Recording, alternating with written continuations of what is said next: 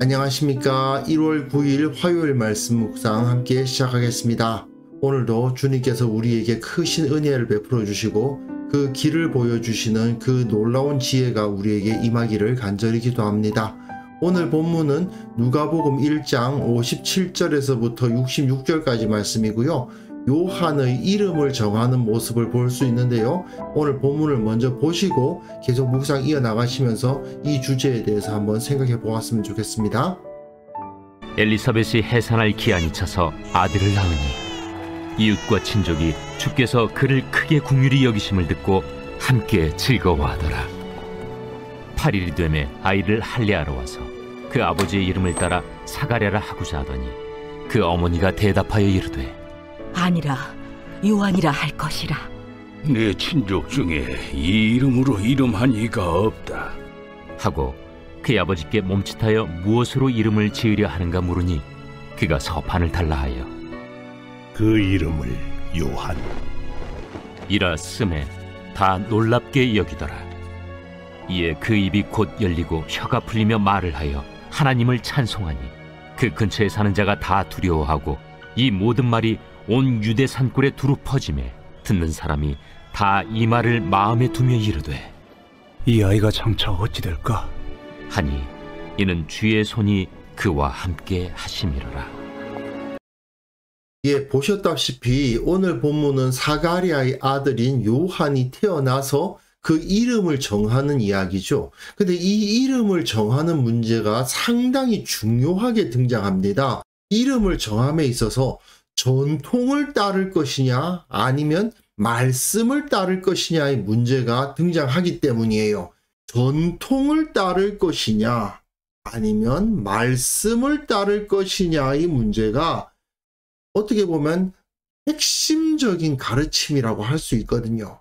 복음을 따르는 사람들은 지금까지 우리가 살아왔던 전통을 따르기보다는 기록되어 있는 하나님의 말씀을 따르게 되어 있습니다. 그리고 이것은 종교개혁의 정신이기도 하죠. 또한 예수님을 따르는 사람들이 기본적으로 갖고 있는 정신이기도 합니다. 본문 보시면요. 엘리사벳이 해산할 기한이 차서 아들을 낳았습니다. 이웃과 친족이 주께서 그를 크게 긍휼히 여기심을 들었습니다. 그렇죠. 나이가 많고 정말 아브라함과 사라처럼 아들을 낳은 거 아닙니까? 그러니 모두 함께 모여서 즐거워하고 있어요. 이렇게 여러 사람들이 함께 모여서 즐거워하는 모습은 누가복음이나 사도행전, 특별히 누가복음에서 굉장히 많이 나옵니다. 자주 나오는 분위기죠. 어제 말씀드렸다시피 누가복음의 분위기는 함께 모여서 즐거워하는 모습이 자주 보여요. 자, 8일이 되었습니다. 할례를 하는데 할례를 할 때 이름을 정해준단 말이죠. 8일이 되어서 할례를 한다는 것은 유대인의 전통이죠. 8일이 되어 아이를 할례한다라는 것 자체가 유대인의 전통이다. 그리고 그 전통을 따라서 아버지의 이름을 따라 사가랴라고 이름을 지으려고 합니다. 우리들은 아버지의 이름과 아들의 이름이 똑같은 것이 이상하지만 이 사람들은 많이들 그렇게 하죠. 그런데 그 어머니 엘리사벳이 대답하여 이르되 아니다. 요한이라 할 것이다. 이렇게 말을 해줘요. 구약에서 요하난이라는 이름이 나오는데 그 이름이 약간 변형을 일으킨 거죠. 그래서 이름이 요한인데 사람들이 보기에는 내 친족 중에 이 이름으로 이름한 이가 없다. 그렇게 이름을 지으면 안 된다는 겁니다. 왜냐? 이 사람들에게 있어서 이름을 짓는다는 건 굉장히 중요해요. 사가랴는 제사장 집안 사람입니다. 그리고 그 아들들은 다 제사장 집안의 이름들을 따르게 마련이에요.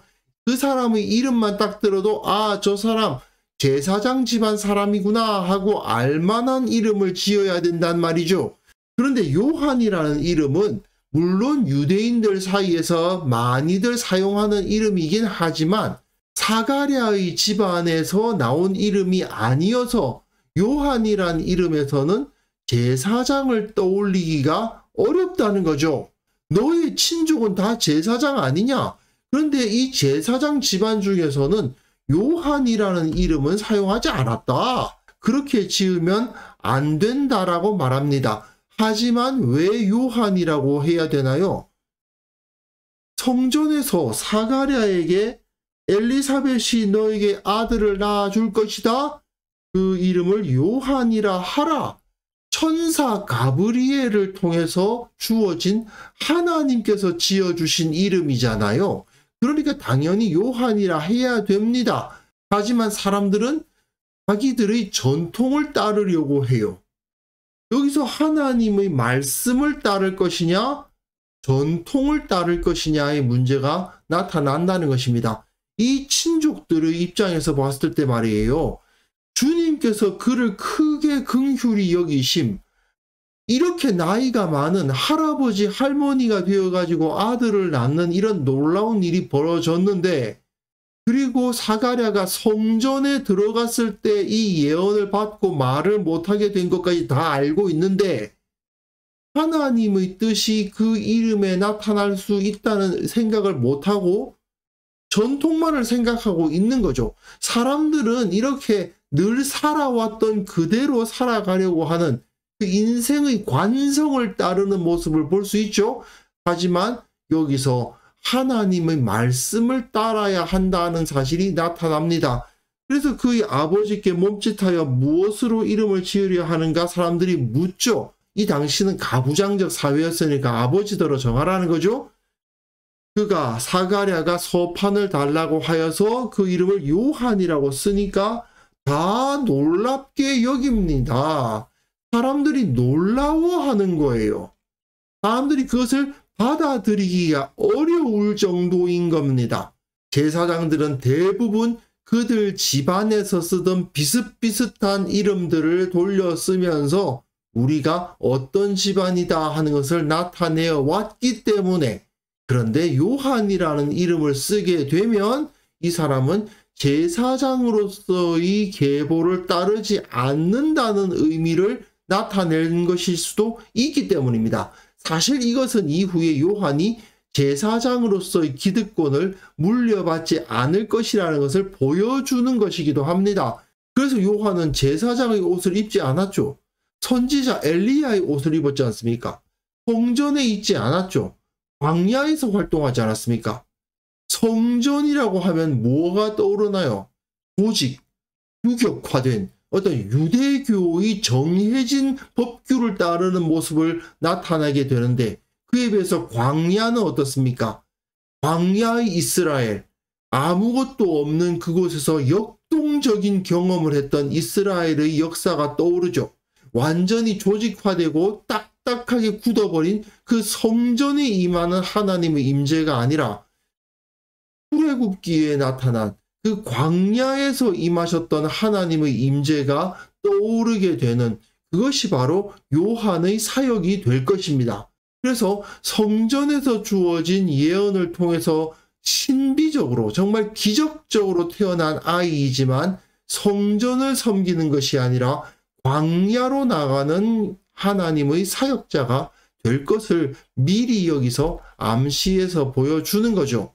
그리고 그 입이 곧 열리고 혀가 풀리며 말을 하여 하나님을 찬송합니다. 사가랴의 입이 풀려서 하나님을 찬송하는 모습은 곧 그 이름이 요한이라 하는 것이 하나님의 권능, 하나님의 뜻에 의해서 정해진 것임이 드러나는 거죠. 그 근처에 사는 자가 다 두려워합니다. 제사장 집안 사람들 뿐만 아니라 그 주위에서 살던 그 유대인들이 다 두려워하게 되고, 이 모든 말이 온 유대 산골에 두루 퍼져요. 사가랴가 할아버지가 되어가지고 아들을 낳았대. 아니, 우리 조상 아브라함과 사라에게 있었던 그 일이 일어났단 말이야? 소문이 퍼지는데, 그런데 그 아이가 제사장의 이름을 버리고 요한이라고 이름을 지었대. 하나님의 뜻에 의해서 지어진 이름이래. 이런 소문이 쫙 퍼지는 거죠. 듣는 사람이 다 이 말을 마음에 두며 이르되 이 아이가 장차 어찌 될까 하니 이는 주의 손이 그와 함께 하심이로라. 사실 이러니까 세례 요한이 광야로 나가서 세례를 선포했을 때 그 주위 유대 사람들이 다 모여서 그에게 세례를 받는 일이 일어날 수 있었던 거죠. 저 사람은 하나님의 뜻에 의해서 태어날 때부터 택정된 사람이다 하는 것을 사람들이 다 알고 있었기 때문에 세례 요한은 그 당시 단지 광야에 나가서 말씀을 전파하는 그 사역 하나만으로도 그 유대교 사회에 큰 영향력을 끼칠 수가 있었던 것입니다. 군대에서 신참이 들어가면 이 군가를 가르쳐 주는데 고참이 신참에게 이제 군가를 가르쳐 줍니다. 근데 문제는 이 신참이 악보를 읽을 줄 알아요. 그래서 악보가 딱 주어지니까 악보를 딱 보고 그 악보대로 군가를 불러보는데 고참이 야, 너 틀렸어. 그렇게 부르면 안 되지 라고는 자기가 부르는 대로 부르라고 가르쳐 줍니다. 문제는 그 고참이 가르쳐 주는 노래 곡조가 악보와 달라요. 근데 이 악보를 읽을 줄 아는 신참의 입장에서는 난감한 것이 분명히 고참은 악보와는 다른 노래를 부르고 있는데 자기는 고참이 부르는 대로 불러야 되는 겁니다.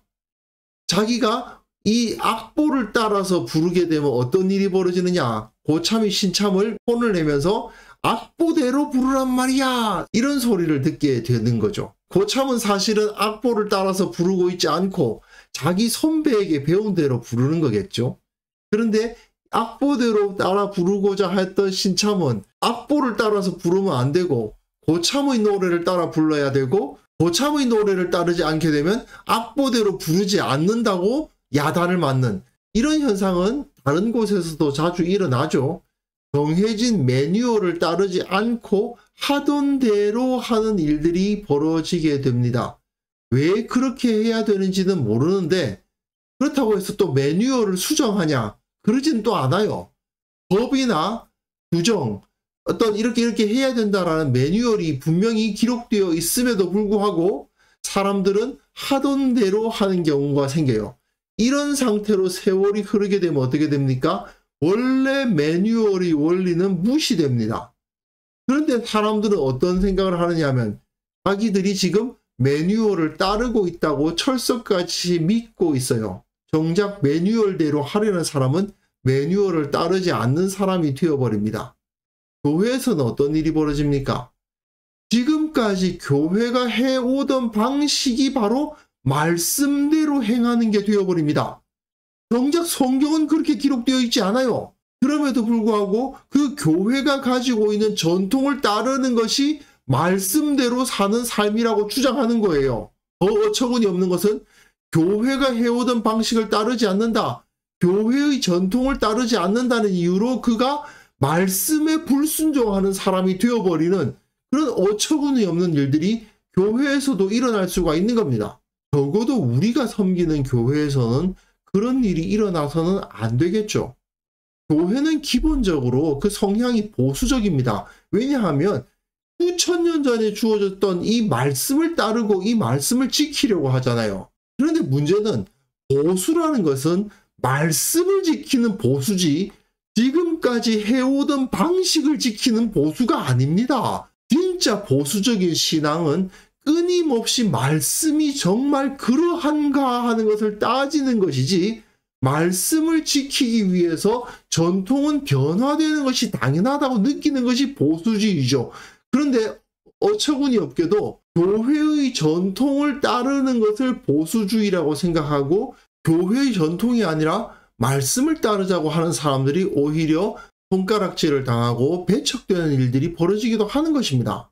다들 악보대로 부르고 있지 않으니까 계속 이 틀린 방식을 지켜나가자. 또는 다들 이렇게 부르고 있으니까 우리가 부르는 방식대로 악보를 고치자.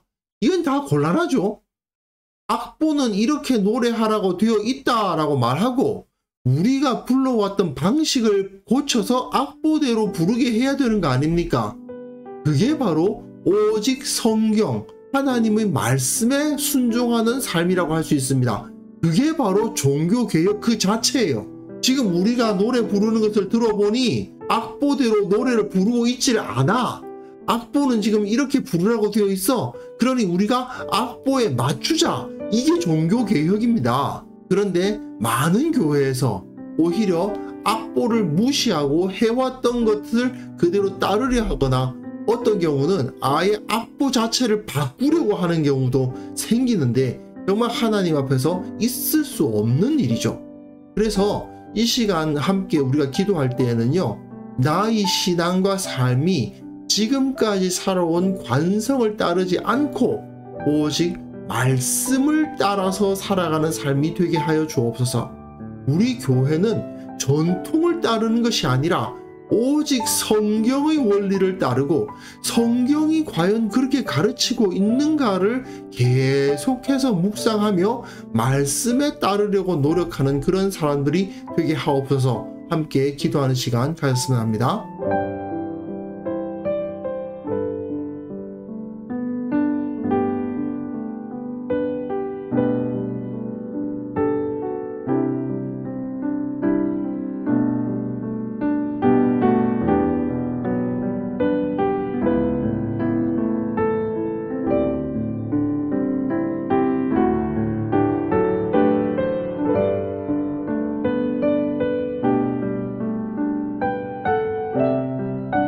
하나님 아버지, 우리의 신앙과 삶이 말씀을 따르는 것이 되게 하여 주시고 지금까지 살아왔던 대로 그저 흘러가는 삶을 살아가지 않도록 주여 우리를 지켜주시기를 원합니다.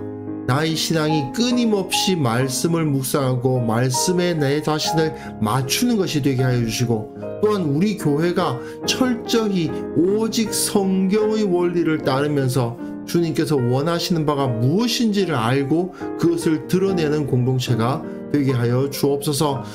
특별히 원하옵기는 한국 교회가 그리고 한국 교회에 속한 모든 그리스도인들이 말씀을 알아야 된다는 사실을 철저히 깨닫게 하시고 말씀을 알기 위해서 최선을 다하는 그리스도인들이 되게 하여 주옵소서.